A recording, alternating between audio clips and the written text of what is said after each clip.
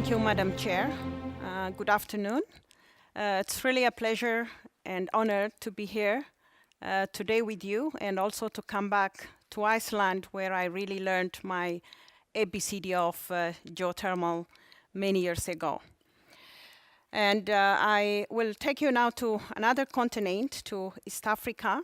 And for the last 2-3 days, you have heard how the East African geothermal resource brought a lot of interest for both financiers and private developers, and also for the people from Africa in order to use this clean energy and also reliable and affordable energy resource, which is a gift from God, where the Mother Earth really gave us to really use this energy resource. So I will just briefly talk about the key issues why Africa has this renewable energy, and the opportunities for this development, and the strategies to really develop this energy resource, and particularly what kind of policies and incentives we have really to bring the private developers for this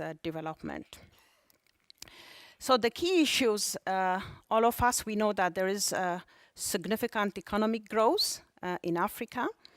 And now the next 20 years that everybody will see that Africa really have extensive benefits from global developments that really entails a very high energy development for this energy or economic growth. So for Africa, there is a lot of opportunities for this economic growth, but a lot of demands of energy to really fast track this development. So based on that, the African Union Development Agenda 2063 have come up to a theme saying that a prosperous Africa based on inclusive growth and sustainable development.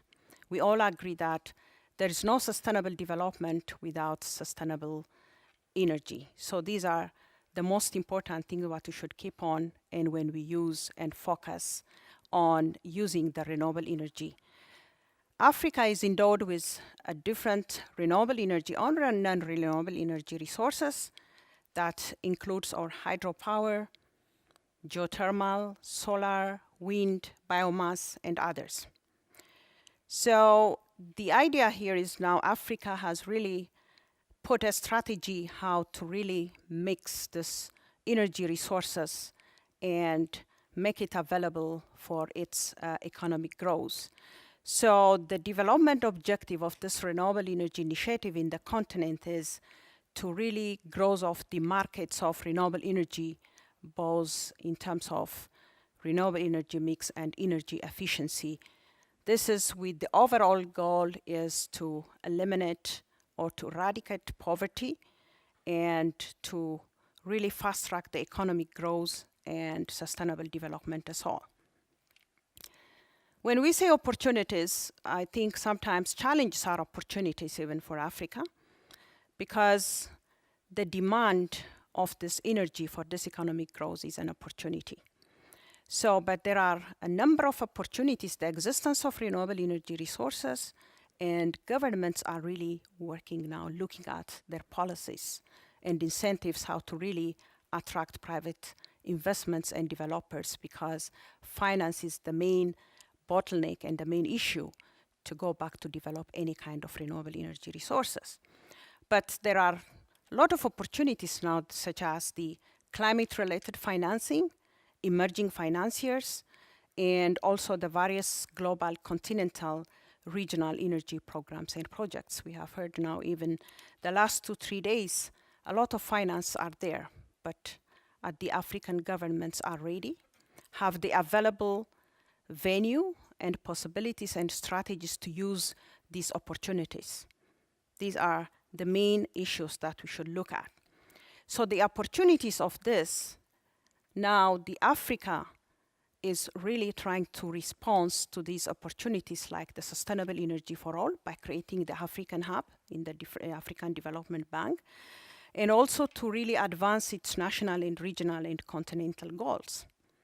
And this development of renewable energy resource, in particular now talking about addressing the prevailing energy poverty in Africa, including geothermal resource, it makes a major contribution to the Sustainable Development Goals and the 10-year work plan of the AU Development Agenda. Now, Africa, as having geothermal compared to other renewable energy resources, it's endowed with huge energy resource. Actually, we sometimes compare the East Africa Rift System with the Iceland, also the mid-oceanic ridge. The difference we have is we deal with continental crust, but we have the oceanic crust. But the rifting and the availability and all the process of having this geothermal resource are more or less similar. So as you see, we have this African rift, which extends from Red Sea down to Mozambique, is a peculiar feature where you see the heat of the earth comes to the surface in terms of different kinds of hot springs, fumaroles, and steaming grounds, and which really entails also indicates the presence of a huge geothermal energy resource for power generation, which is estimated to be greater than 20,000 megawatt. Nowadays, we can see that even from one field in Olkaria, we can see that thousands of megawatt are developing. Maybe we may have even more due to the enhanced technology that we are talking about, that will get a lot of resources. But currently, we are dealing not the enhanced geothermal systems, but we are focusing on the hydrothermal systems that we are able to use to this energy for the sustainable development. So having this huge energy geothermal resource that still we are really suffering from power shortage, and this strong growth in electricity demand, now countries and decision makers are really keen to diversify their energy resource and use their geothermal, even those countries with huge hydro resources like Ethiopia, Zambia, DRC, and others, because hydro even proven unreliable as a baseload source due to this climatic fluctuation, which we all share the current problem we have in our planet.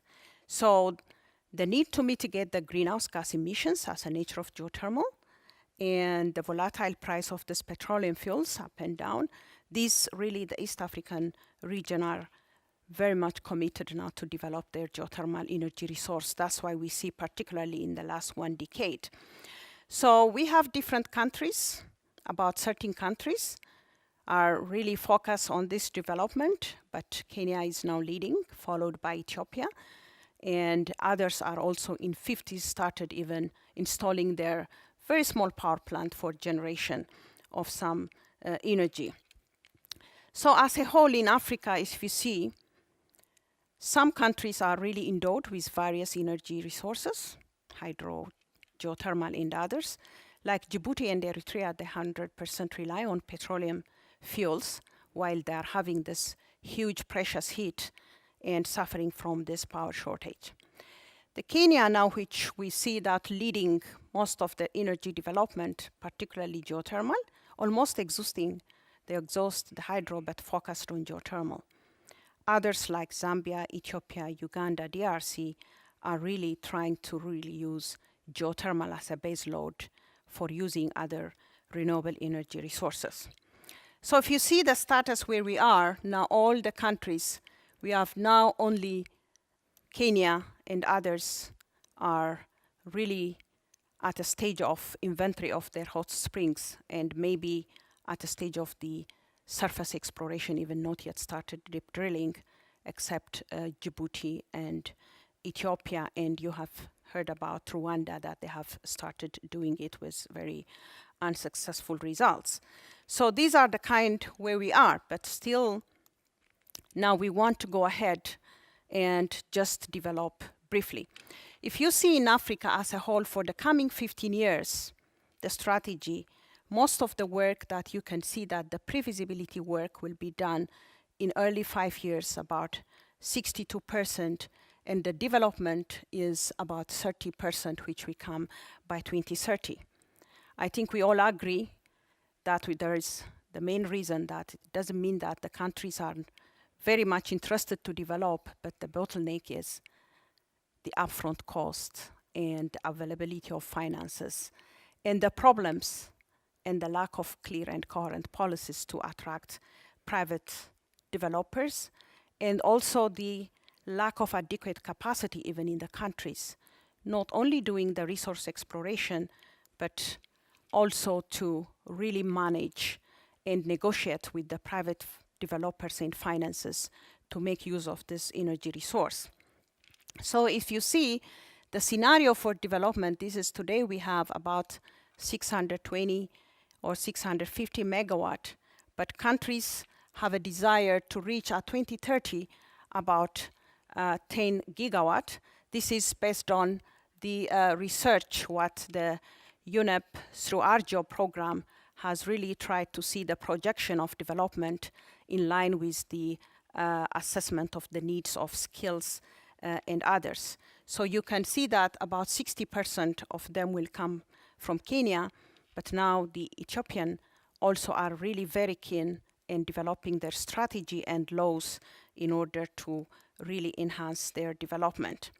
So if you briefly see the Africa journey for the last 50 years, you can see that in 1980, both Ethiopia and Kenya, they were starting exploring. Actually, they started in 1969 or 60s. But after that, the first generation with 3 units, it just happened in 1980s in Olkaria, with the 45 megawatt. Just going one by one, in 1990s to 2000, the Ethiopians having the geothermal pilot power plant in 80s, and also the Olkaria, they just expanded to Olkaria 2 and 3, and also inviting the first IPP, the independent power producer of Ormat, and reached to the 105 megawatt, and just following then to in 2010 to 2017.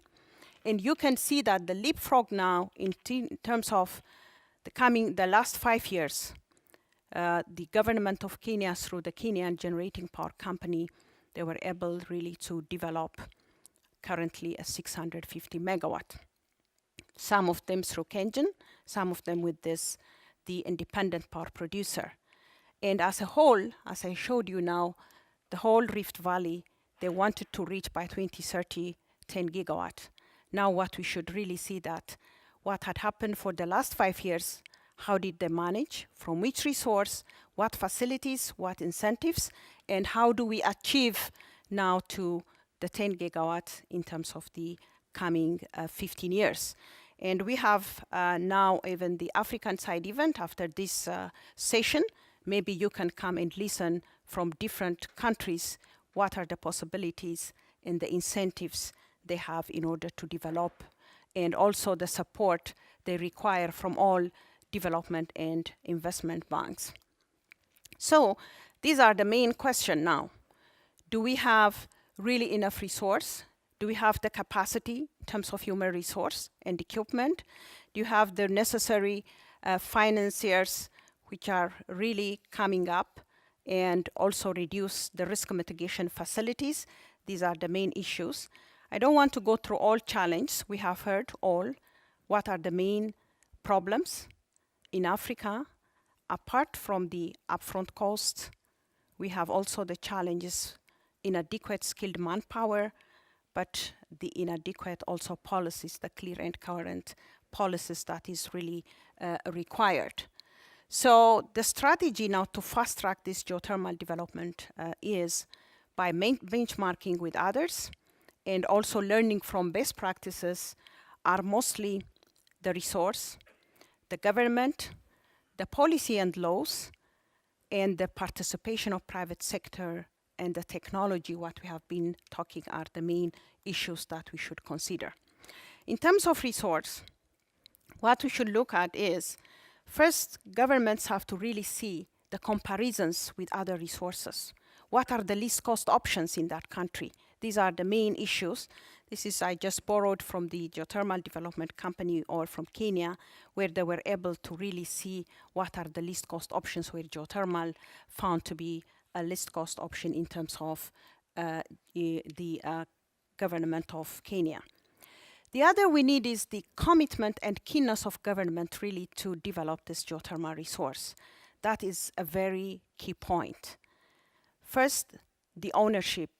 In order to put the geothermal development in the National Power Development Master Plan, to prioritize it and just to put it as energy mix with other renewable energy sources, wind, solar, hydro, and others.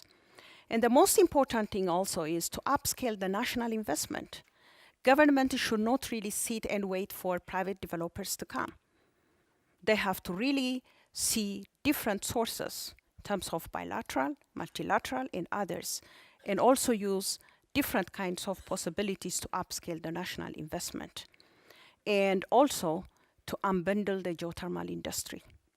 We are seeing now it's coming to different countries where at the downstream side, where the construction, generation, transmission, and distribution lines are really coming unbundling, because that is the key point where we can come to generate power and really give and provide to its nations this geothermal energy with other energy resources. The favorable institutions, we cannot really develop resources without having the right institutional mechanism, the regulatory framework. These are the main issues. If you see in East Africa, the legislation and the regulation, if you see that the only Geothermal Act we have is now in Kenya, and the others, most of the countries, they think that we have a geothermal law, but most of them that they are mining law, which is managed by the mining law and considering geothermal as one of the natural resources. But when it comes to implementation, it has its own pros and cons. So the appropriate institutional framework in the Geothermal Act specifically should be developed. And it's good to see that a number of countries are focusing on that, including Ethiopia. And that will be a right vehicle now to attract this private developers and good investment. Because the successful development of this resource can only be governed by laws and fulfilled by appropriate institutions. Unless we develop this, there won't be the right development of this issue. If we see policy, and now this is the theme of this session, is that we have to really put geothermal as the long-term least cost power master development plan, where we see in Kenya. We have to see also in different parts of the countries, and also to be reflected in different regional power pools, like we have now the East African power pools and others. This should be a very good mechanism to develop the strategy. The legislation in terms of geothermal, it has a peculiar feature because the system of law by which geothermal energy production and use, the direct use, it can be governed by one of the following laws.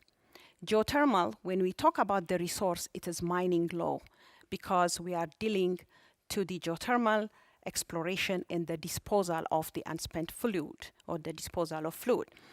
The other is the downstream, the electricity law. These are either to marry these two laws together as a geothermal act, or to have the right laws where it accommodates both the resource exploration and the development that includes all generation, transmission, distribution, and consumption. And we need also the regulation, because to ensure our economic efficiency, fair allocation of the accruing benefits, health, and environmental protection. So the policy, legislation, and environment and regulation are very important.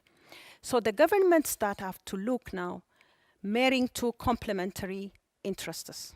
The interest which comes from the government, and the interest comes from the private sector. The concerns for the government is to expand the electricity supply and to really achieve the modern universal access at lowest possible cost to consumers. And the concerns are primarily economic and social.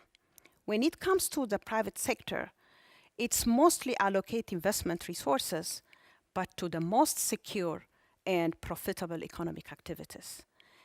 The concerns are here primarily financial and with social offshoots aspects which overlap the socio-economic agenda.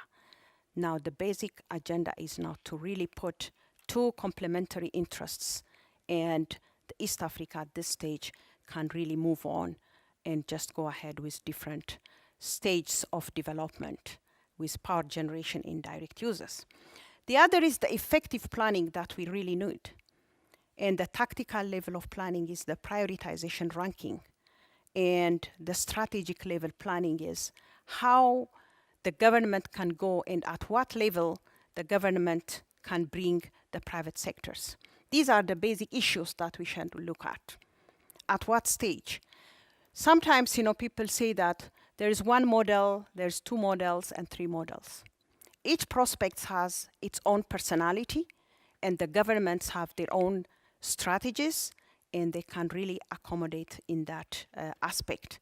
If you see, for example, now, we can see what level we can bring the private sector. You can see that this is one of the model we saw in Menengai, where the government takes full responsibility from exploration down to development, actually to drilling, and sells steam and put the IPP, and government manages the steam selling. That has its own issue where I think we can discuss maybe later also.